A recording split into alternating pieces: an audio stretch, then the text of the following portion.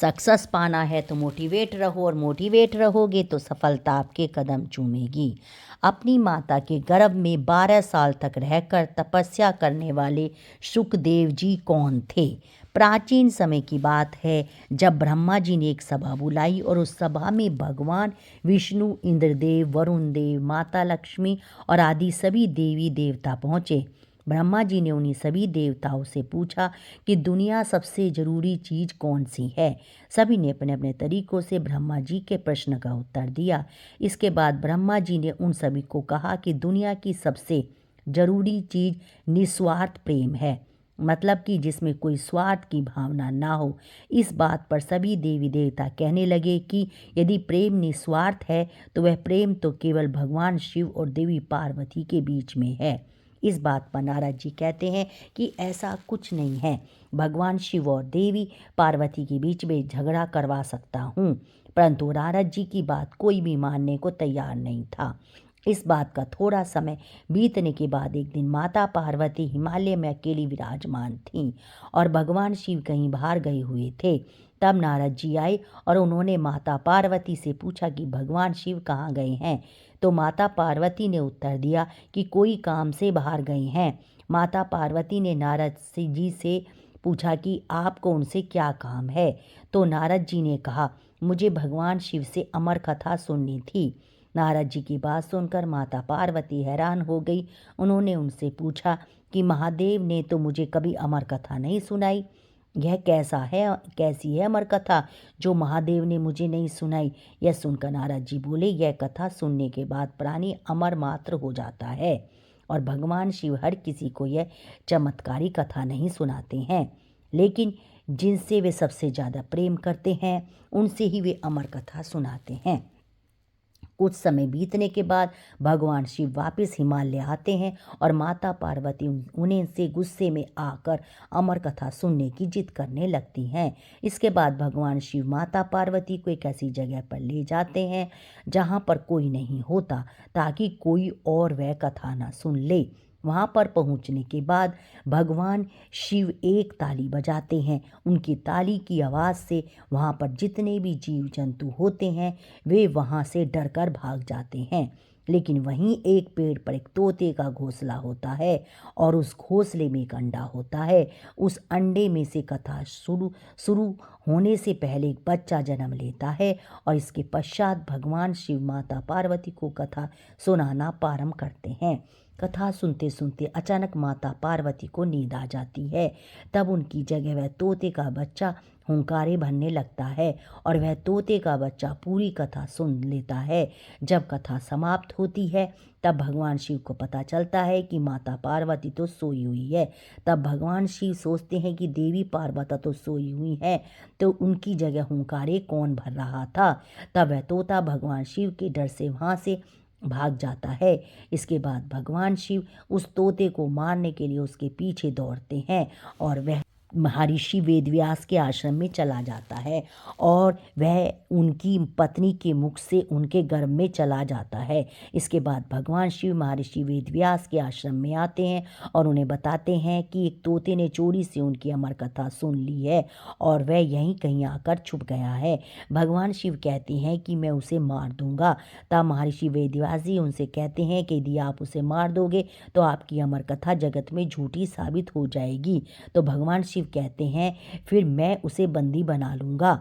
भगवान शिव 1 वर्ष तक उस तोते को बाहर आने का इंतजार करते हैं, परंतु वह बच्चा महर्षि वेदव्यास की पत्नी के गर्भ से बाहर नहीं निकलता है। इसके बाद महर्षि वेदव्यास भगवान शिव को उस तोते के बच्चे को क्षमा करने के लिए विनती करते हैं और भगवान शिव उस बच्चे को क्षमा कर वहाँ से चले जाते हैं। इस घटना के पश्चात भी वह बच्चा 12 साल तक बाहर नहीं निकलता है और अपनी माँ के गर्भ में ही तपस्या करता है, जिसके कारण एक दिन महर्षि वेदव्यास की पत्नी को गर्भ में ज़्यादा ही तकलीफ होने लगती है। तब भगवान विष्णु स्वयं वहाँ आते हैं और भगवान विष्णु उस बच्चे से पूछते हैं, तुम गर्भ से बाहर क्यों नहीं आते? तब वह बच्चा कहता है कि मुझे संसार की मोह माया में नहीं पड़ना है। यदि आप माया को रोक दें तो मैं बाहर आ सकता हूँ। क्या भगवान विष्णु कहते हैं कि मैं कुछ समय के लिए माया को रोक सकता हूँ? भगवान विष्णु के माया को हटाते ही मुनि सुखदेव का जन्म होता है और जन्म लेने के बाद मुनि सुखदेव तपस्या करने के लिए वन में चले जाते हैं। मुनि सुखदेव बचपन से ही बहुत बुद्धिमान थे। उन्हें वेद, उपनिषद, दर्शन और पुराण आदि का सम्यक ज्ञान था। राजा जनक मुनि सुखदेव जी के गुरु थे।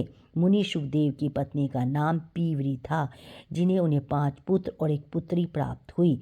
उनके पुत्र भी अपने पिता की तरह ज्ञानी और विद्वान थे। जिस जगह पर मुनि सुखदेव ब्रह्मलीन हुए थे, वर्तमान समय में वह जगह हरियाणा में कैथल के गांव सजुमा में स्थित है।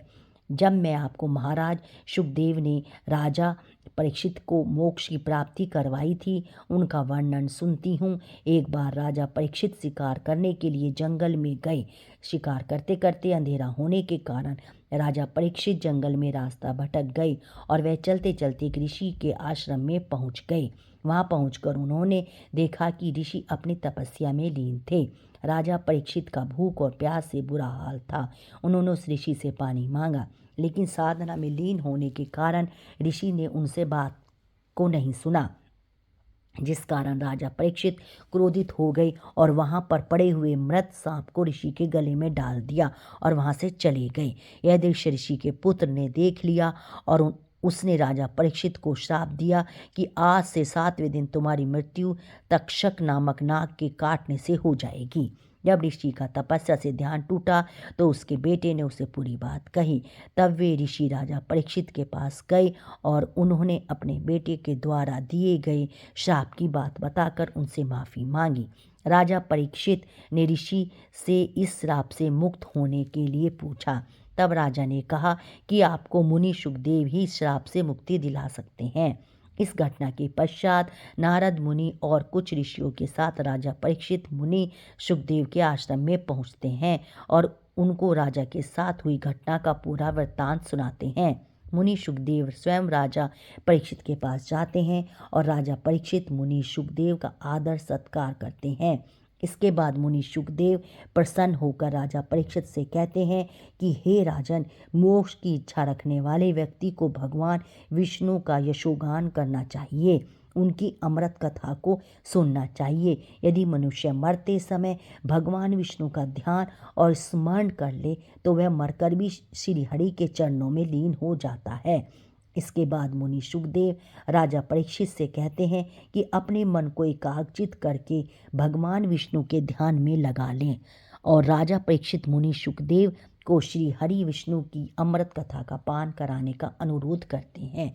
मुनि सुखदेव उन्हें 1 सप्ताह में ही श्रीमद् भागवत की कथा सुनाते हैं और उसे सुनने के बाद राजा परीक्षित को सांत्वना मिलती है और अंत में राजा परीक्षित को वैकुंठ लोक की प्राप्ति होती है। श्रीमद् भागवत एक ज्ञान यज्ञ है। यह मानवीय जीवन को रसमय बना देता है। भगवान श्री कृष्ण की अद्भुत लीलाओं का वर्णन इसमें समाहित है। भव सागर से पार पाने के लिए श्रीमद् भागवत कथा एक सुंदर सेतु है।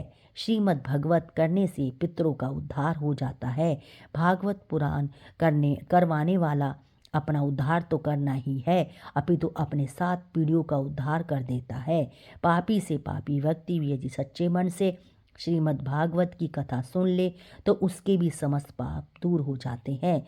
जीवन पर्याप्त कोई पाप कर्म करता रहे और पाप कर्म करते करते मर जाए, भयंकर भूत प्रेत योनि में चला जाए, यदि उसके नाम से हम श्रीमद् भागवत कथा करवाएं तो वह भी वैकुंठ लोक को प्राप्त करता है। और वीडियो आपको अच्छी लगे तो चैनल को लाइक करें, सब्सक्राइब करें और शेयर करें।